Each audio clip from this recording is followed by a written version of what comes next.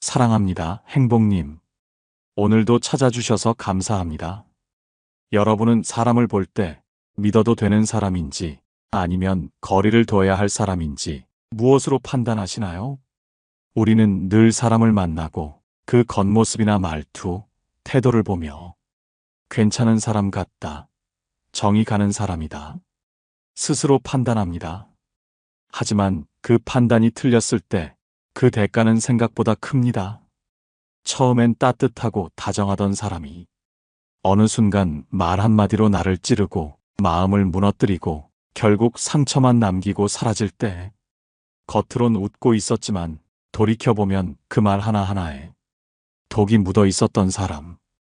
혹시 여러분도 그런 경험 한 번쯤 있으셨나요? 내가 그 사람을 처음부터 조금만 더 잘 알았더라면. 그런 후회 해보신 적 없습니까? 말은 얼굴보다 더 많은 걸 말해줍니다. 표정은 감출 수 있어도 말버릇은 절대 감춰지지 않으니까요. 말투, 단어 선택, 목소리의 높낮이, 심지어 말 끊는 습관 하나에도 그 사람의 진짜 성품이 담겨 있습니다. 탈무드엔 이런 말이 있습니다. 입은 마음의 문이다. 그 문을 열면 그 사람의 인격, 감정, 세계관까지 전부 흘러나옵니다. 오늘은 그 문을 여는 방법, 말이라는 렌즈로 사람의 본성을 꿰뚫어 보는 법, 그리고 단 하나의 질문으로도 속마음을 드러나게 하는 방법까지 알려드리겠습니다. 오늘 주제가 마음에 드신다면 구독과 좋아요 눌러주세요. 여러분의 마음을 안아주는 좋은 컨텐츠로 보답하겠습니다. 그 전에 먼저 왜 말이라는 것이 그토록 중요할까요? 왜 하필 말에서 사람의 본심이 그렇게 선명하게 드러나는 걸까요? 사람은요, 생각을 숨길 수 있습니다. 표정도 얼마든지 연기할 수 있고 행동도 얼마든지 계산할 수 있습니다. 하지만 말은 다릅니다. 말은 속일 수 없습니다. 왜냐하면 말은 머리에서 나오는 게 아니라 감정이 고스란히 담긴 마음에서 바로 튀어나오기 때문입니다. 그래서 시간이 조금만 지나면 공손하던 말투도 슬슬 흐트러지고 말꼬리가 올라가고 무심코 타인을 깎아내리는 말이 나옵니다. 심리학에선 이런 현상을 언어적 무의식이라고 부릅니다. 자신도 모르게 튀어나오는 말 속에는 억눌린 감정, 열등감, 불안, 공격성 같은 게 그대로 드러납니다. 심지어 자주 쓰는 단어 하나, 말 끊는 습관 하나에도 그 사람의 마음의 결이 다 담겨 있죠. 탈무드에는 이런 말이 있습니다. 말은 마음의 소리다. 그 사람의 마음이 어디에 있는지는 그가 무심코 내뱉는 말에서 가장 잘 드러난다. 그렇습니다. 말은 단순한 전달 수단이 아닙니다. 그 사람의 인격, 감정 상태, 세계관, 그리고 타인을 대하는 태도까지 모두 녹아있는 진짜 마음의 반영입니다. 그리고 말은 습관입니다. 습관은 인격이고 결국 말은 그 사람의 인격이 목소리를 낸 것이나 다름없습니다. 그래서 어떤 사람은 말 한마디만 들어도 이 사람 평소에 남에게 함부로 하겠구나, 그게 느껴집니다. 누군가는 말이 가볍다고 말합니다. 하지만 저는 이렇게 생각합니다. 가벼운 말이 쌓이면 결국 무거운 관계를 무너뜨립니다. 말은 흘러가는 게 아니라 사람의 마음 속에 콕 박혀서 오래 남습니다. 이제부터는 말 속에 숨어 있는 본성의 신호 7가지를 하나씩 짚어보겠습니다. 앞에 6가지는 말투에서 드러나는 본성이고 마지막 1가지는 그 사람의 진심을 꺼내보는 아주 강력한 질문입니다. 이 중 하나라도 해당된다면 주의 깊게 보셔야 합니다. 바로 첫 번째 유형부터 시작합니다. 나는 솔직한 사람이라서 솔직함이라는 이름의 폭력. 저는요, 그냥 솔직한 사람이에요. 이 말을 듣는 순간 대부분은 이렇게 생각합니다. 그래, 거짓말하는 사람보단 낫지. 하지만 문제는 그 다음에 나오는 말입니다. 아니, 그 옷은 진짜 별로예요. 그 나이에 그건 좀 아니지 않아요? 그 정도면 노력 안 한 거예요. 말은 솔직한데 듣는 사람은 상처투성이가 됩니다. 이런 사람들 정말 솔직해서 그런 걸까요? 사실은 자신의 공격성을 솔직함이라는 포장지로 감싸는 것에 불과합니다. 그건 솔직함이 아니라 말에 칼을 숨긴 공격입니다. 이 말투의 무서운 정체는 따로 있습니다. 바로 가스라이팅의 교묘한 변형이라는 점입니다. 이들은 타인을 무시하면서도 자신은 그저 솔직했을 뿐이라고 주장합니다. 난 있는 그대로 말했을 뿐인데요. 내 성격이 원래 좀 직설적이거든요. 말은 그렇게 하지만 결과는 남의 마음을 짓밟아 놓고 정작 자신은 단 하나도 죄책감 없이 웃고 있다는 것. 이게 바로 문제입니다. 심리학적으로 보면 이런 사람들은 공감 능력이 떨어지는 것이 아닙니다. 공감은 할 수 있는데 하지 않는 겁니다. 왜냐하면 그들은 말의 권력을 즐기고 있기 때문입니다. 말로 상대를 흔들고 움츠러들게 만들고 자신이 위에 있다는 느낌. 그 우월감에 취해 있는 것이죠. 그들에게 솔직함은 방패고 말폭력은 칼입니다. 자신은 방패 뒤에 숨고 상대는 피 흘리게 만듭니다. 그럼에도 불구하고 이 사람들은 스스로를 진실한 사람, 꾸밈 없는 사람이라고 생각합니다. 하지만 그게 얼마나 비겁한 착각인지 정작 본인은 모릅니다. 타인을 배려하지 않는 진실은 그저 예의 없는 무례일 뿐입니다. 말이라는 건 상대를 배려하고 이해하는 마음에서 나와야 가치가 있습니다. 그게 없다면 말은 그저 비수일 뿐입니다. 철학자 쇼펜하우어는 이렇게 말했습니다. 예의 없는 진실은 칼날 없는 단검이다. 겉보기엔 무기력하지만 마음을 깊이 찌른다. 이런 사람의 말은 정확히 내 자존심을 노립니다. 처음엔 유쾌한 척, 솔직한 척 시작하지만 결국 남는 건 내 기분이 상하고 내 자신이 작아지고 내가 괜히 위축된다는 감정입니다. 그 순간 깨달아야 합니다. 그건 대화가 아니라 말로 하는 지배입니다. 기억하셔야 합니다. 진짜 솔직한 사람은 상대의 감정까지 함께 책임질 줄 아는 사람입니다. 나는 원래 이런 사람이야. 그냥 내 스타일대로 말한 거예요. 이런 말로 자신의 무례함을 정당화하는 사람, 절대 가까이 두지 마세요. 말에 독이 든 사람은 처음엔 매력적으로 느껴질 수 있어도 결국 내 마음을 말라가게 만듭니다. 솔직한 척하는 사람에게 내 감정을 맡기지 마세요. 그들은 당신의 상처에는 관심이 없습니다. 오직 자신의 만족만을 위해 말합니다. 두 번째 유형. 걔는 좀 별로야. 끊임없이 평가하며 타인을 깎아내리는 사람들. 걘 좀 별로야. 쟤는 내가 딱 보니까 사람 됨됨이가 좀 그래. 하긴 뭐 제 스타일이 그렇지. 내가 예전부터 봤거든. 이런 말투 한 번쯤 들어보신 적이 있으시죠? 이들은 대화를 나눈다기보다 늘 평가하고 판단하고 분석하려 듭니다. 마치 자기가 사람 감별사라도 되는 양, 다른 사람에 대해 끊임없이 해석하고 단정짓고 깎아내립니다.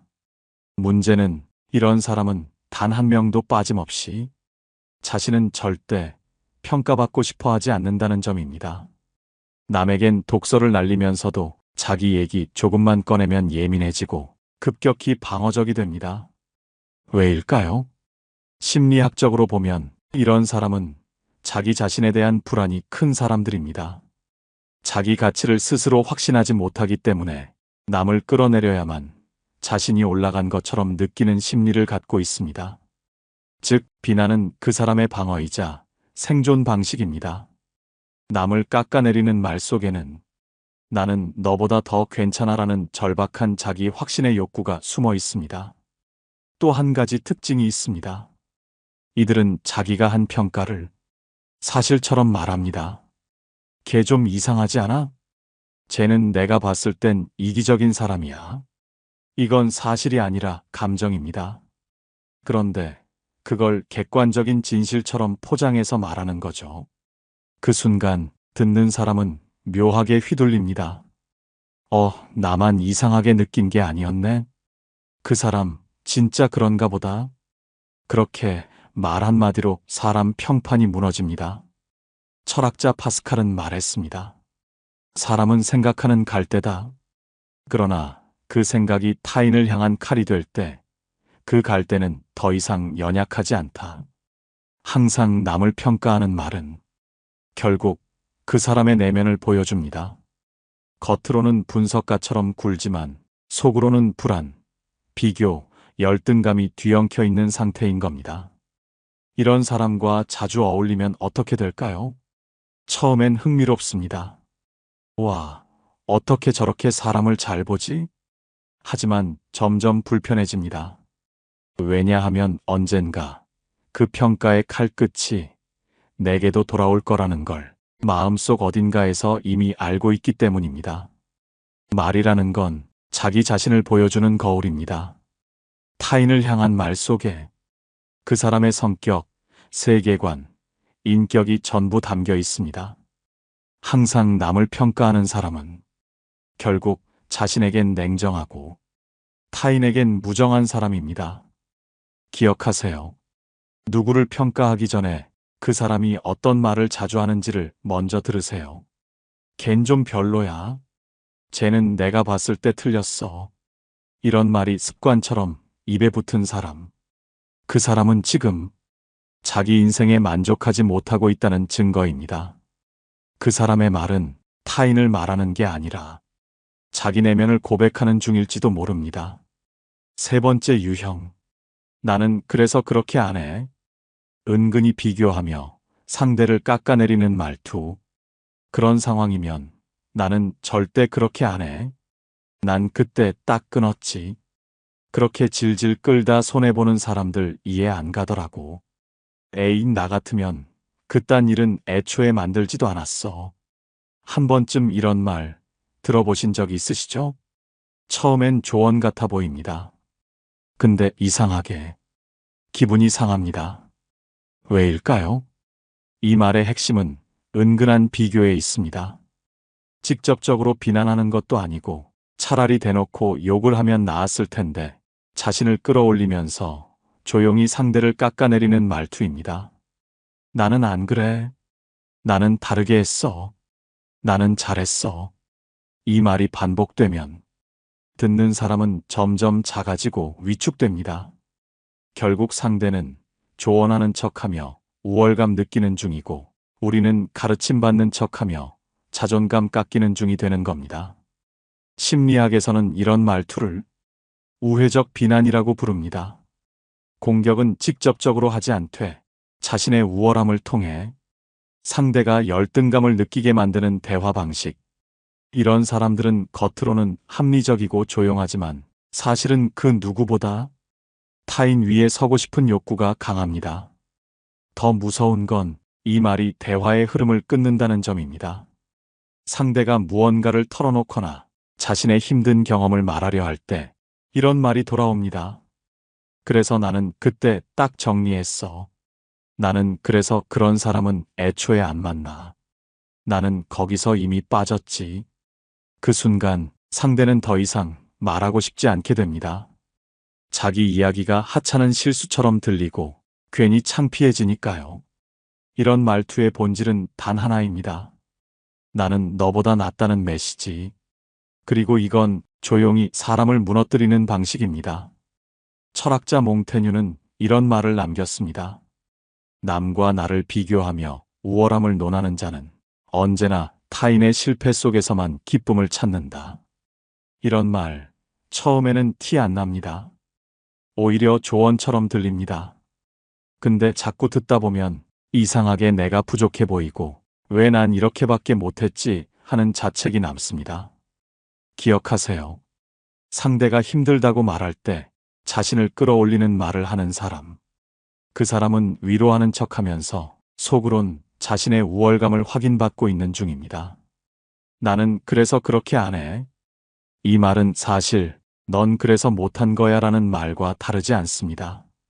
이런 말투가 입에 붙은 사람과는 조언도 대화도 위로도 제대로 오가지 않습니다. 그 사람은 애초에 내 이야기를 들을 마음이 없는 사람입니다. 네 번째 유형. 아, 나도 그랬어.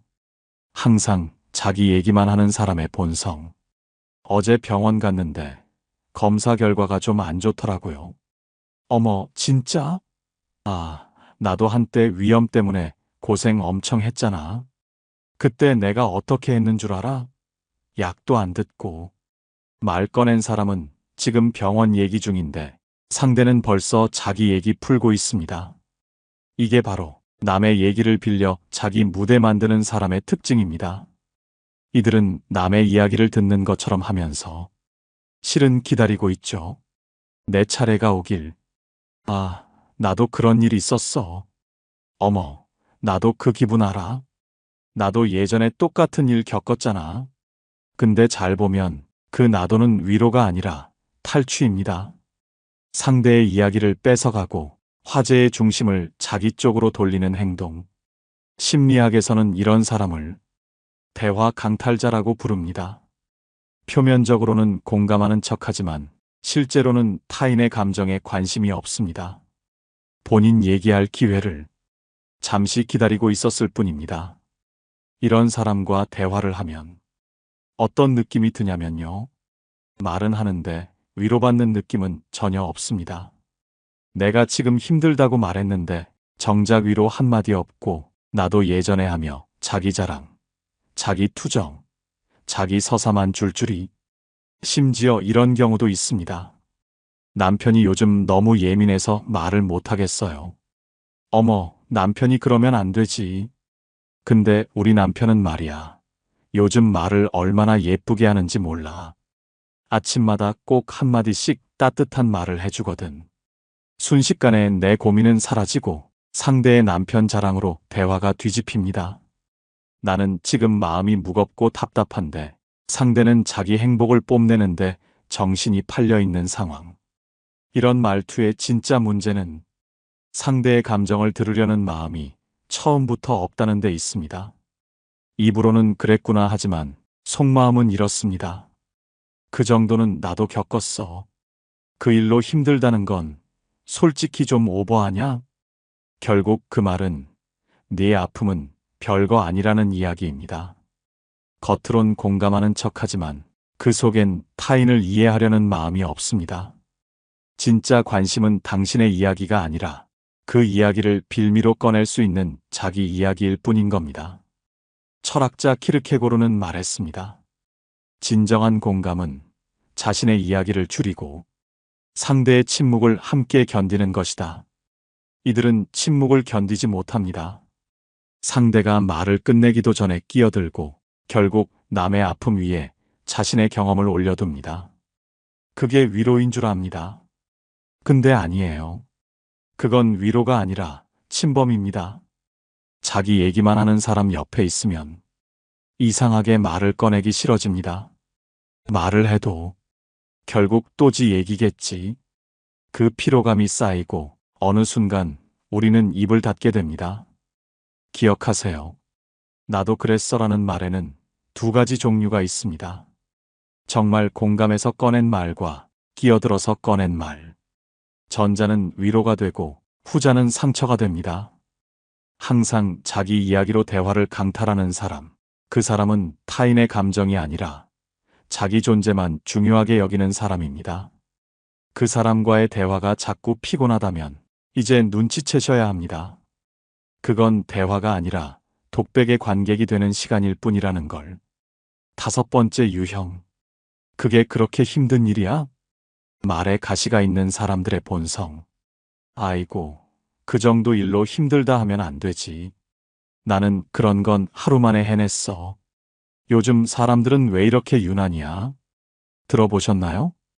말투는 조용한데 듣고 나면 마음이 서늘해지는 말. 이 사람들의 특징은 한 가지입니다. 말끝마다 가시가 박혀 있다는 것. 표면상으론 조언처럼 들립니다. 하지만 실제로는 상대의 감정을 깎아내리고 무력감을 심어주는 공격입니다. 그게 그렇게 힘든 일이야? 이 말 한마디에는 공감이 없습니다. 이해도 없습니다. 단지 난 너보다 낫다는 선언만 있을 뿐입니다. 심리학에서는 이런 말투를 공격적 방어라고 부릅니다. 자신이 감정에 서툴거나 타인의 약함을 인정하지 못할 때 오히려 강한 말로 상대를 눌러버리는 심리 기제입니다. 그 정도도 못해? 나는 다 해냈는데.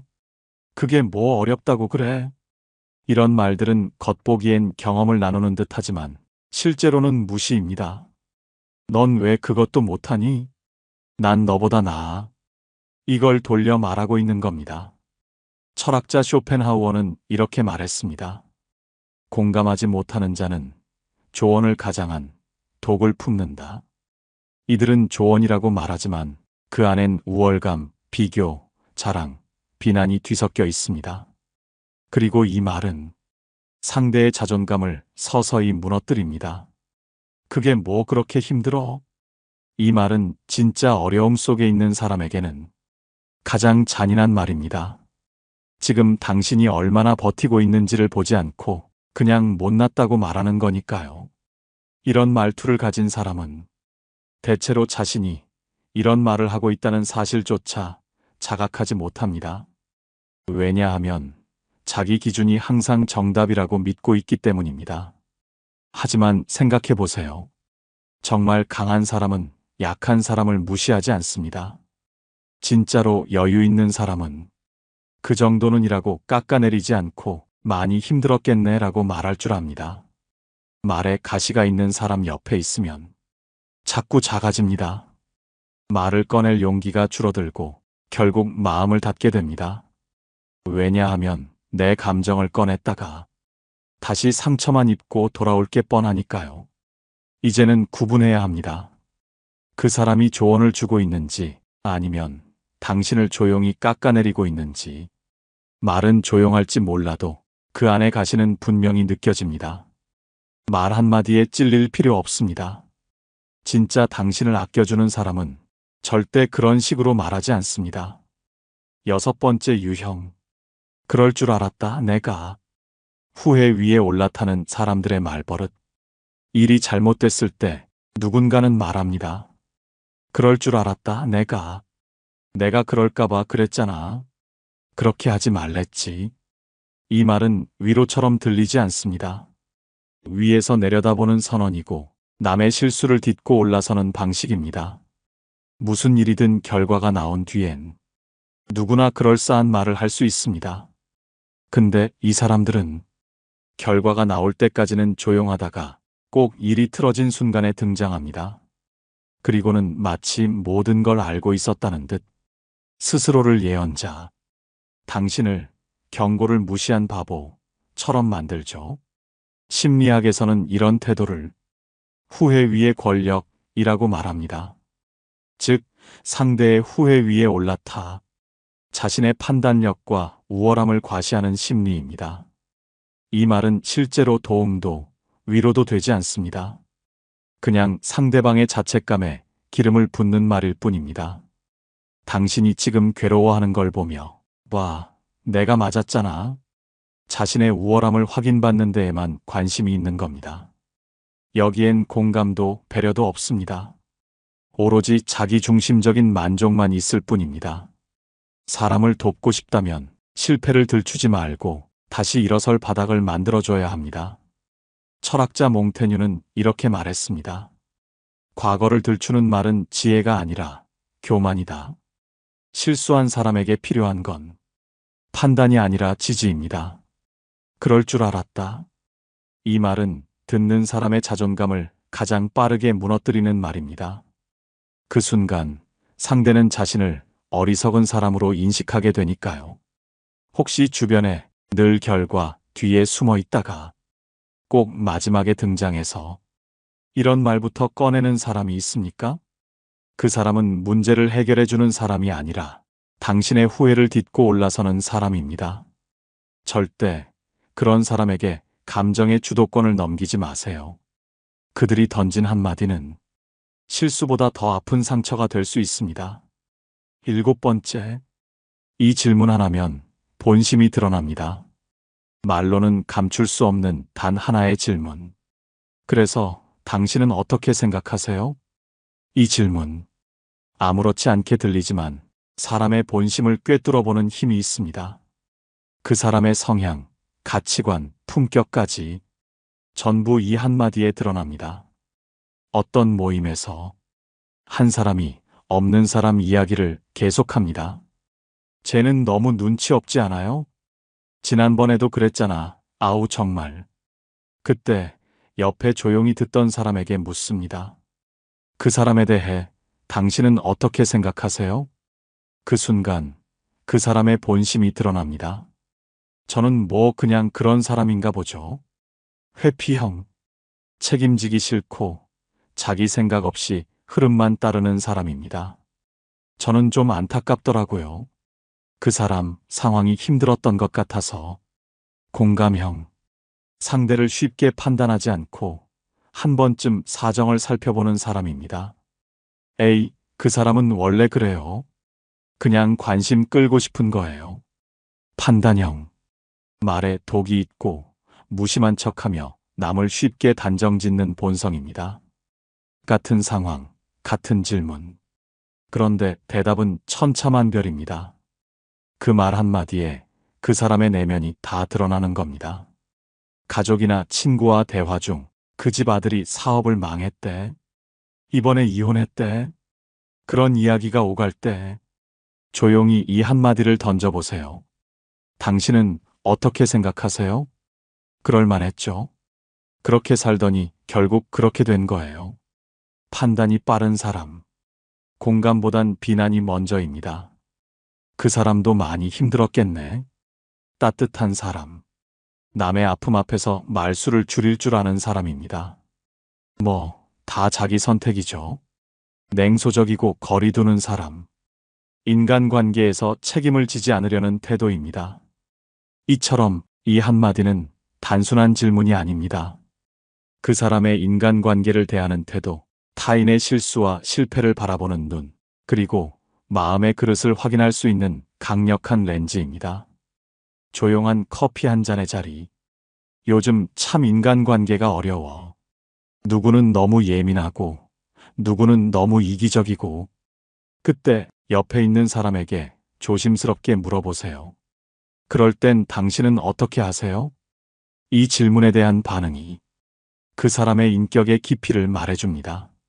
난 그냥 연락 끊어. 그런 사람은 나한테 필요 없어. 단절의 언어. 불편한 감정은 피하고 관계를 쉽게 정리하려는 사람입니다. 나도 그런 감정 들 때 있어. 근데 그냥 좀 기다려줘요. 연결의 언어. 갈등 속에서도 관계를 붙잡으려는 사람입니다. 철학자 소크라테스는 말했습니다. 질문은 마음을 여는 열쇠다. 그리고 대답은 그 사람의 영혼을 보여주는 창이다. 말은 감출 수 있어도 자기 생각을 묻는 질문 앞에서는 그 사람의 진짜 마음이 드러나기 마련입니다. 기억하세요. 당신은 어떻게 생각하세요? 는 그 사람의 말 습관, 판단 태도, 공감 능력을 전부 드러내는 질문입니다. 무심한 말에 가려져 있던 본성이 이 한마디 질문으로 분명히 보입니다. 누군가를 좀 더 깊이 알고 싶다면 판단하기 전에 질문을 건네보세요. 우리는 지금까지 사람의 본심이 드러나는 말버릇들을 살펴봤습니다. 그 속엔 공격, 무시, 조롱, 비교 같은 날 선 말들이 있었고 그 말 한마디로 상처받은 기억이 여러분 마음속에도 하나쯤은 있었을 겁니다. 그런데 반대로 어떤 사람의 말은 상처 위에 조용히 내려앉아 마음을 덮어주는 담요 같기도 합니다. 크게 말하지 않아도 그 사람이 건넨 단 한마디가 울컥 눈물 나게 만들었던 순간, 여러분도 한 번쯤 그런 경험 있으시죠? 많이 힘드셨겠어요. 그럴 수도 있죠. 충분히 잘하고 계세요. 지금 이만큼 버틴 것만으로도 대단하세요. 이런 말은 화려하진 않지만 사람을 살립니다. 좋은 사람은 말로 자기를 드러내지 않습니다. 대신 상대의 마음에 빈자리가 있는지를 먼저 살핍니다. 그리고 그 자리를 함부로 파고들지 않습니다. 무례하게 조언하지도 성급히 위로하지도 않죠. 그저 옆에 앉아 상대가 말할 수 있도록 말보다 더 깊은 귀를 내어줍니다. 말이 많다고 따뜻한 게 아닙니다. 진짜 따뜻한 사람은 필요한 때 필요한 말만 조심스럽게 건넵니다. 그 말 한마디에 진심과 배려, 인격과 품격이 담겨 있죠. 심리학자 데이비드 호킨스는 이렇게 말했습니다. 고요한 배려는 가장 깊은 치유다.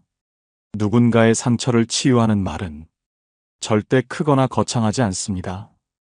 오히려 작고 조용하지만 상대를 살피는 마음이 담긴 말이 가장 강합니다. 그래서 저는 이렇게 생각합니다. 말투는 결국 그 사람의 살아온 인생이 만든 그릇입니다. 예쁘게 말한다는 건 결국 예쁘게 살아오려 애쓴 사람이라는 뜻이기도 하지요. 혹시 요즘 내 말이 누군가에게 어떤 느낌으로 남고 있는지 돌아보신 적 있나요? 혹은 누군가의 말 때문에 자존감이 무너졌던 기억, 눈물 삼켜야 했던 날들 있으셨나요? 그렇다면 지금부터 우리도 다짐하면 좋겠습니다. 내 말이 누군가의 하루를 구할 수 있도록, 내 말이 누군가에게 괜찮다고 말해주는 첫 번째 목소리가 되도록 크고 거창하지 않아도 괜찮습니다. 그럴 수 있죠. 그랬겠네요. 충분히 잘하고 계세요. 이 짧은 말들 속에 사람을 일으키는 힘이 있습니다. 그리고 그 힘은 바로 여러분의 입술 안에도 있습니다.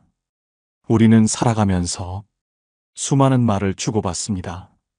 하지만 시간이 지나면 그때 누가 무슨 말을 했는지는 잊어도 그 말이 내 마음에 남긴 감정은 사라지지 않습니다. 그 말 때문에 밤잠을 설친 날도 있고 그 말 덕분에 무너졌던 하루를 다시 일으킨 날도 있었을 겁니다. 사람의 말은 결국 그 사람의 마음을 옮겨놓는 통로입니다. 그래서 말투는 마음이고 말버릇은 인격이며 말습관은 결국 그 사람의 진짜 얼굴입니다. 여러분, 혹시 지금까지 어떤 말을 가장 자주 해오셨나요? 그리고 누군가의 말 때문에 지금도 마음이 아픈 채로 혼자 속으로 사귀고 있진 않으신가요? 그렇다면 오늘 이 영상을 보신 여러분께 한마디 꼭 전하고 싶습니다. 당신은 충분히 잘하고 계세요. 그 누구의 말도 당신의 존재를 깎아내릴 자격은 없습니다. 그리고 우리도 이제는 그런 말, 사람을 살리는 말, 마음을 안아주는 말을 더 자주 꺼내보았으면 좋겠습니다. 칭찬 하나, 공감 한마디, 그게 누군가에겐 오늘 하루를 버티게 해주는 말이 됩니다. 마지막으로 지금 이 순간에도 묵묵히 애쓰고 있는 여러분께 이렇게 말씀드리고 싶습니다. 말 때문에 상처받은 당신, 이젠 말로 위로받아도 괜찮습니다. 그리고 그 누구보다 스스로에게 이 말을 건네주세요. 그래도 난 참 잘해왔어. 그리고 앞으로도 잘할 거야. 영상 끝까지 함께 해주셔서 감사합니다. 오늘의 이야기가 여러분 마음에 조용한 위로가 되셨길 바랍니다. 말이라는 거울 속에서 스스로를 더 따뜻하게 바라보는 하루가 되시길 바랍니다. 오늘 영상을 보며 여러분은 어떤 생각이 드셨나요? 여러분의 경험과 생각을 댓글로 나눠주세요. 여러분의 이야기가 누군가에게 큰 위로와 깨달음이 될 것입니다. 오늘 영상이 도움이 되셨다면 소중한 분들께 공유해 주시고 구독과 좋아요로 저를 응원해 주세요. 여러분과의 소중한 연결이 저에게 큰 힘이 됩니다. 오늘도 여러분의 행복을 빕니다. 이상으로 행복 주문서였습니다.